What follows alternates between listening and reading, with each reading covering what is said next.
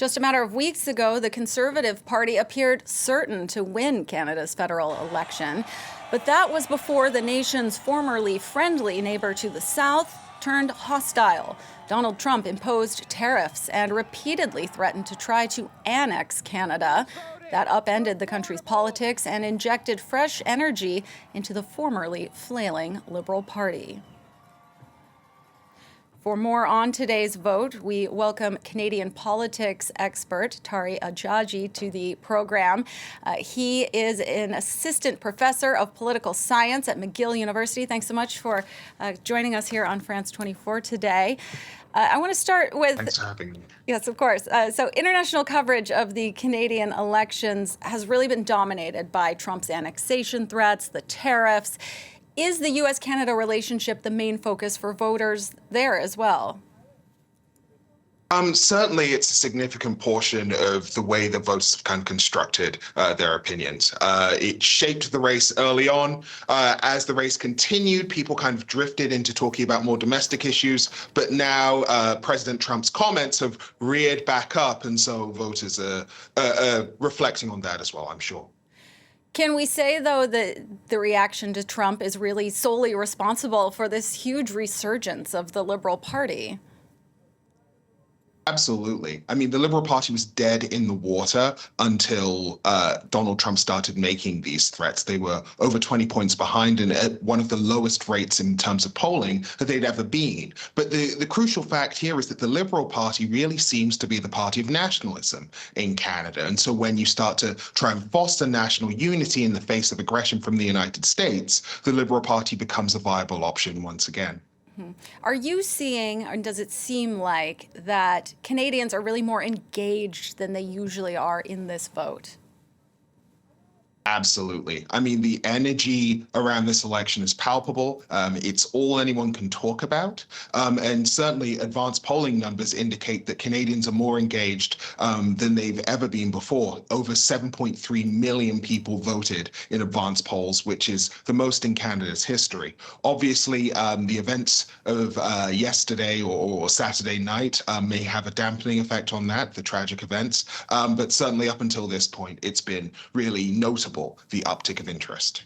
I want to ask you about what the other big issues are, though, because I've heard from Canadian friends that they're concerned about fentanyl, for example, and want to hear more proposals to handle that crisis. But this isn't something that we hear a lot about outside of Canada.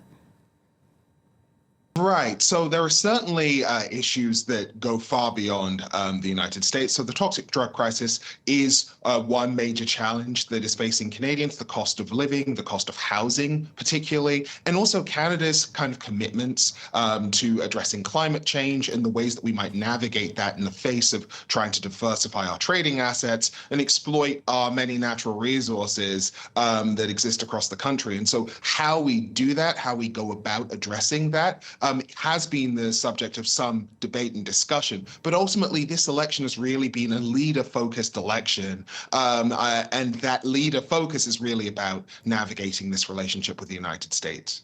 Right. So let's talk a little bit more about those leaders, Tari, because this, new lease on life for the Liberals and its current leader, Mark Carney, and it's really made Mark Carney a household name, where nobody really knew about him before. What are his main promises to the Canadian people? So what Mark Carney tries to bring in terms of his promises to the Canadian people is this steady, sure hand. So as the governor of two central banks in the G7, previously obviously the governor of the Bank of Canada and then the governor of the Bank of England, he claims that even though he's not a seasoned politician, what he has is the expertise to navigate an uncertain world and to protect Canada's economy as things rapidly devolve into what is looking like a global recession. And so, Mark Carney is really aiming to build infrastructure, diversify Canada's trade, reduce barriers to interprovincial trade, which is a significant challenge across the country, and try to find a way to unify Canada's strengths so that it can navigate these uncertain times. Mm-hmm. And the other leading candidate, conservative leader Pierre Poilievre, he had a 20-point lead in the polls just a few months back. I mean, it is, of course, still possible he could win. This race has tightened, especially in the final days and weeks. If he does win, what are likely to be the big policy changes for Canada? So certainly Poilievre will demonstrate a marked shift in kind of Canadian policy direction. So Poilievre is likely to focus on trying to reduce barriers to exporting oil and natural gas. And so one of the things he's talked about is reducing what he calls red tape and bureaucracy in terms of environmental assessment and regulation to ensure that Canada can build pipelines, build kind of facilities to get oil and LNG to market. Alongside that, Pierre Poilievre is really addressing the cost of living, and so he wants to cut a lot of taxes. He's claimed that he wants to ask people to have a referendum each time there is considered to be a tax increase, which I'm not so sure he'll be able to follow through on that. But one other thing that Poilievre will do is he'll likely take Canada in a very different direction as it relates to quote unquote identity politics. He claims that he wants to end wokeism. He wants to maybe address universities or reduce funding for universities if they're engaged in what they perceive to be anti-Semitic work. So this is a kind of marked direction shift. This looks similar to some of the populist rhetoric we're seeing across much of the world. And certainly it's not in keeping with governments in the past.